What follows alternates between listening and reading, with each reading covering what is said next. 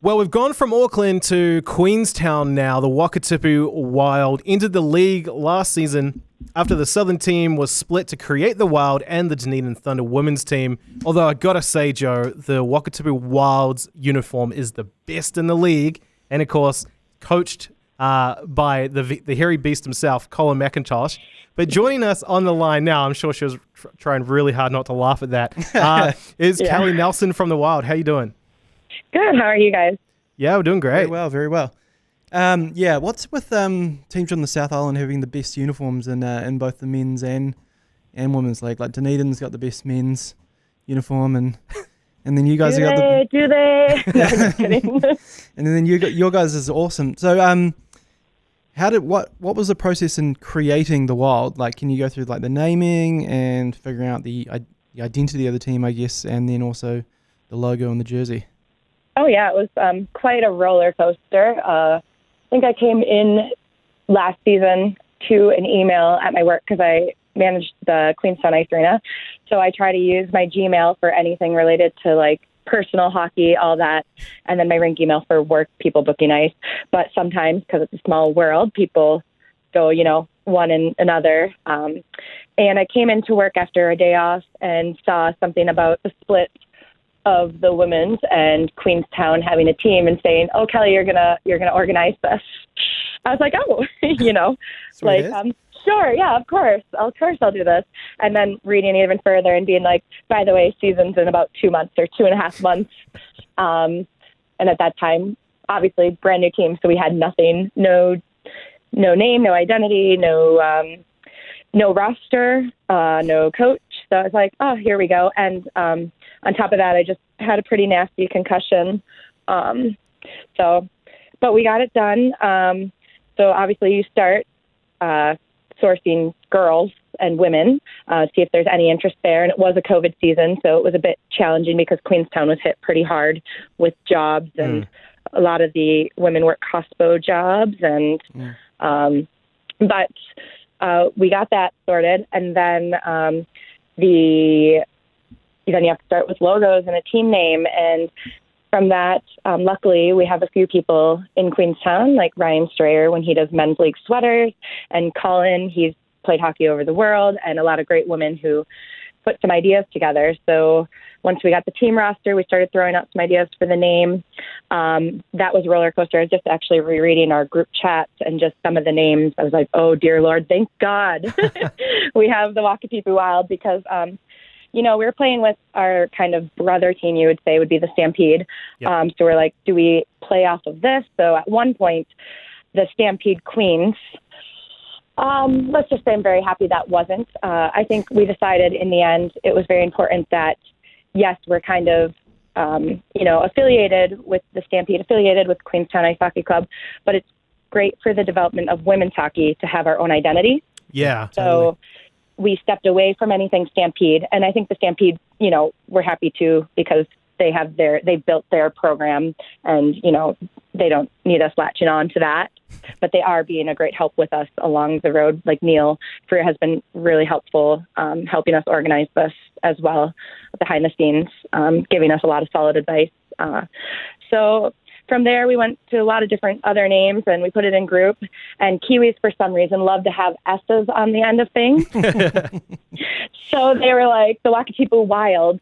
And Ryan Strayer and I were going back in the forest, and we were like, what is a wild? Like, there's a wild, like kind of moose. There's no mooses. So me coming from Minnesota, I'm like, wild. Drop the S. There we are. Wakatipu Wild. Yeah. So that's how that kind of formed. The logo, Strayer helped me a lot with. We were going back and forth with images, and he kind of took it from the San Jose Sharks, where the shark with the stick in the mouth. Mm-hmm. And then we brought it to New Zealand, Kiwi, the tui, a native bird, and put a stick there. That's how that kind of came to light. So it was quite a fun process. I love that. There's so many talented people in Queenstown. It's ridiculous. It's almost unfair at a point, but it's just so amazing. The hockey community that is there in Queenstown, and of course now you do obviously have enough players. You're able to fill a roster then, and you've filled one now for this season. How are things shaping up for the Wakatipu Wild coming into the NZWHL? Yeah, this season was a bit of a roller coaster because we had our roster, thought we were set, and then some girls had to pull out because of just different things, finances, weekends away. Like I said, Queenstown's a very 7-day-a-week rostered town, so no one's Monday through Friday. So that makes it a bit difficult. But we finally have our roster set. We have 17 ladies, and age ranges from 14 years to 50 years of age. And actually, I didn't even know anyone was 50 on our team until I looked at the birth dates on our roster, so I'm not going to say who it is, but it would surprise you.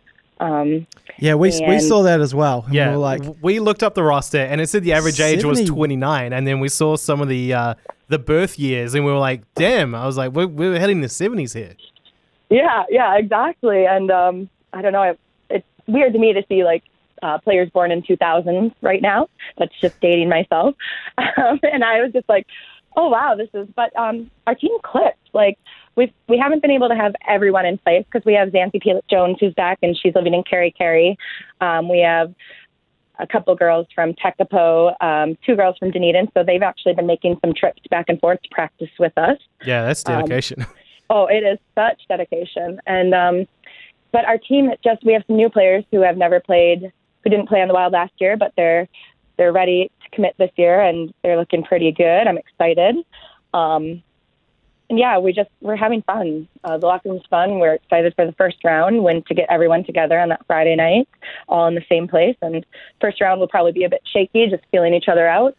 But we're excited. We were talking to Jazz earlier and about a couple of key steals that the Auckland Steel have done and adding to their roster. And she said that you weren't too happy about the situation. Oh, I didn't really mind. Hey, you can just flame into her if you want to.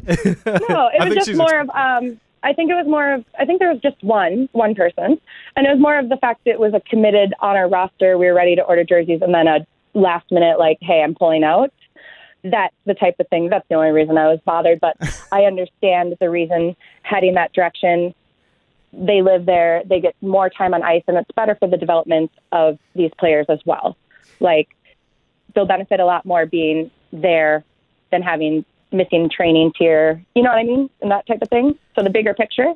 Yeah, flying between Auckland and Queenstown is definitely not cheap. I do remember when Ricky Lee McLean was making the move up to Auckland, and I just jokingly said to her, "Oh, cool, you're gonna play for the Steel now." And then I think word got out to you, and you were like, no, she's a Wild. Well, that's what we were told, and she was saying. But I think it just broke down to, like, being able to train, being able to develop as a player, and you can't say no to that, really. Yeah, 100%. For that reason. And luckily, we didn't order the jerseys yet, or we would have sent an invoice. I love that. Sent an invoice, of course. No, but it all shaped out how it's supposed to be, and we look forward to not taking her out. Well, that's just up to facing her on the ice and seeing what she's got. Cut that up, Logan. There's a promo. Yeah, we look forward to taking her out. We look forward to no. Oh, this first round just got heated. Yeah. Wow. Yes. No, that was it might have been a mental little flip. It's all good. It's all good.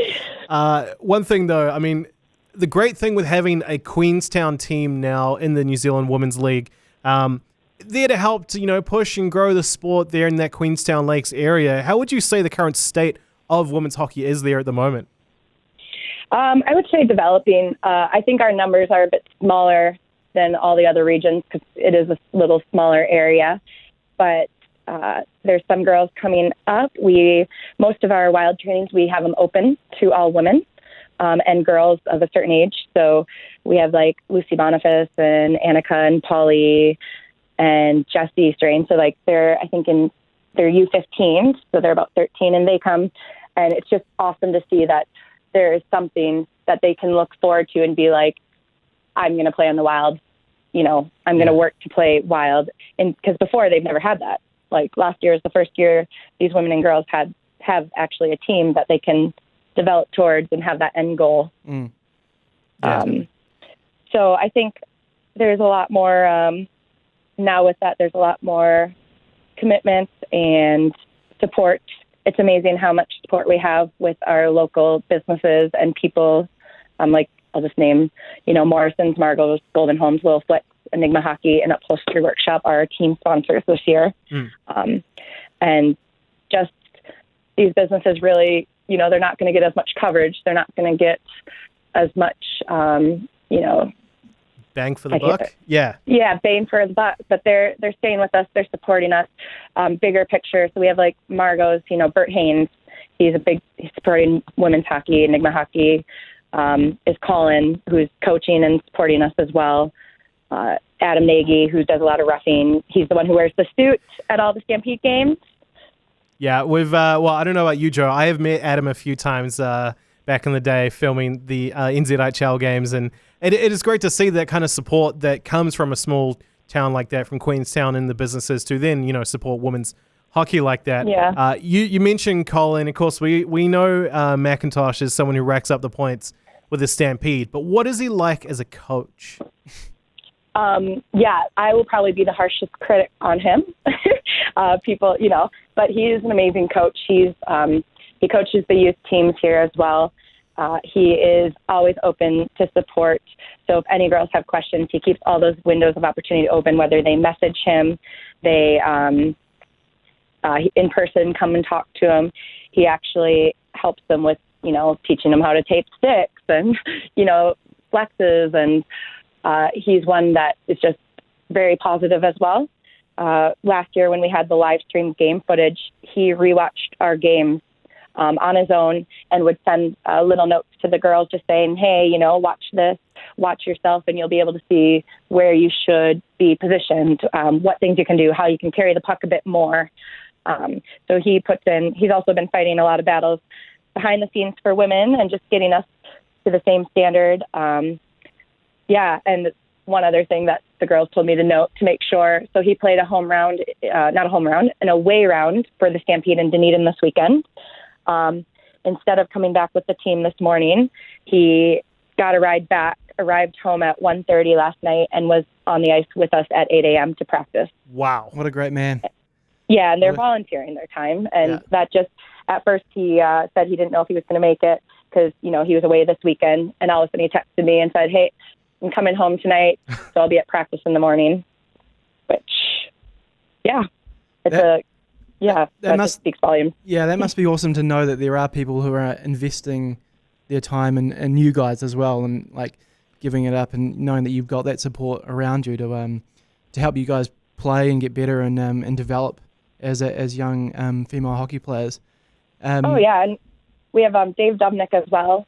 He was commentating in Dunedin. He didn't make it this morning, which is fair, but he volunteers. He's volunteering his weekends, his Sunday mornings, to come and help us. He is Colin's assistant coach on the bench, so you'll know him from the commentating for this. Oh, we do. Dave is the voice of Queenstown hockey. I've known him for quite a few years. He is a great man, that's for sure. Kellye, one last question. We asked Jazz how they rate the Steel's chances this season, so it's only right that we ask you as well. How do you think the Wakatipu Wild will go this season when you look at the other teams coming out?